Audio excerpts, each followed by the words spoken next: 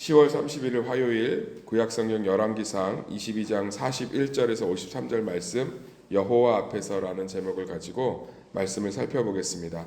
한번 따라하겠습니다. 여호와 앞에서. 남유다의 왕 여호사밧에 대한 얘기지요. 여호사밧은 하나님 보시기에는 참 정직하다고 평가는 받았지만 사실은 그의 삶을 완벽하지 않았습니다. 제가 어제도 이렇게 얘기했지만 여호사밧이 이 믿음 아버지 아사의 믿음을 잘 물려받아서 하나님의 선지자들도 잘 구별하고 하나님의 말씀도 잘 구별한 하나님 보시기에는 선한 왕으로 평가받았지만 아마 이스라엘 남유다에서 선한 왕으로 평가받은 왕 중에서 가장 완전하지 못했던 제가 볼 때는 그래서 사실 인간의 평가로는 선하다고 평가할 수 없는 그런 왕이었어요. 그런데 하나님은 그를 선하다고 하고 있습니다. 그것을 아주 그냥 단적으로 얘기해주고 있는 게 뭐냐면 그가 46절에 그가 그의 아버지 아사의 시대에 남아있던 남색하는 자들을 그 땅에서 쫓아내었더라. 동성연애자들이지요. 동성연애자들을 쫓아냈다는 사실 자체가 선한 것이 된 것이 아니라 하나님의 말씀에 순종했다는 거예요. 그러니까 우리가 하나님 보시기에 우리 삶을 평가하는 것은 어떤 업적이나 우리의 완벽함을 가지고 하나님이 선하게 평가하는 것이 아니라 우리가 하나님의 말씀에 대한 중심, 우리가 하나님의 말씀을 우리 삶에 두고 있는 위치, 우리가 하나님의 말씀을 사모하는 사모함, 그것을 하나님이 선하게 평가하시는 줄 믿습니다.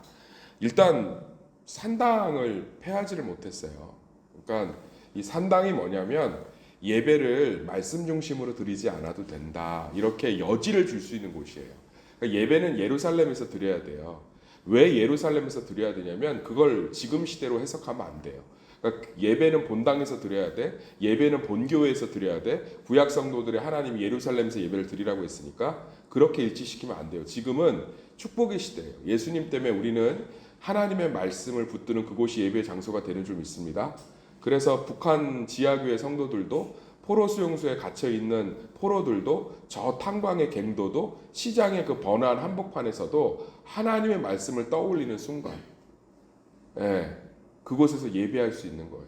제가 을지로 백병원에서 저희 아버지 치료를 받을 때 그 병원에서 대기하면서 하나님을 묵상하고 하나님을 생각했거든요. 그것은 기가 막힌 예배의 처소가 되는 거예요. 이게 우리의 축복이에요. 이스라엘 백성은 죽으나 사나 예루살렘에서 예배 드려야 돼요. 왜냐하면 거기에 하나님의 말씀이 있어요. 근데 이 산당이 뭐가 문제냐면 산당은 아주 가까운 데다 예배 처소를 만들어주는 거예요. 그러니까 말씀이 없어요. 그러니까 산당이 있어도 문제가 안 될 때에는 이스라엘 왕 자체가 제사장과 레위인들과 함께 하나님의 말씀을 열심히 가르치고 전파했을 때 문제가 안 돼요. 왜냐하면 예루살렘에 와서 안식일날 예배를 드리고 돌아가서 그때 들었던 말씀을 가지고 산당에서도 예배를 드리니까 문제가 안 되는데, 이게 하나님의 말씀이 희귀하지 않은, 그러니까 귀하지 않고 하나님의 말씀이 사라지면 산당에서 말씀 없는 예배를 들으니까 어떤 예배가 드려지겠어요. 제가 너무나 뼛속 깊게 강조하지만 제가 정말로 신앙생활을 말씀 중심이어야 되는 줄 믿습니다. 제가 이번에 제자반 하면서 어제도 얘기했지만 매일 말씀 묵상하는 게 너무 쉽지 않다, 너무 어렵다. 그런데 그것들을 하면서 그 안에서 놀라운 은혜들을 경험하는 것을 봐요. 우리가 정말 하나님의 말씀을 사모함이 있어야 돼요. 그러니까 여호사밧도 하나님 보시기에 정직하다고 평가는 받았지만 하나님 말씀에 대한 중심은 있었지만 우상 숭배와 타락의 여지, 산당을 둔 거죠. 그러니까 말씀 중심의 신앙이 아닌 건 사실 그 성도들이 넘어질 수 있는 길을 활짝 열어주는 거예요. 그래서 그렇습니다. 그 다음에 이제 또 뭘 잘못했냐면 아합과 결혼했지요. 여기 보면 이름이 나오잖아요. 그 아들 이름은 여호람이고 딸 이름은 아달랴인데 이 아달랴 딸 아합의 딸이면 지 엄마 닮았겠죠, 이세벨. 그러니까 왜 이런 일을 했는지 몰라요. 다만 우리가 여기서 묵상할 수 있는 건 뭐냐면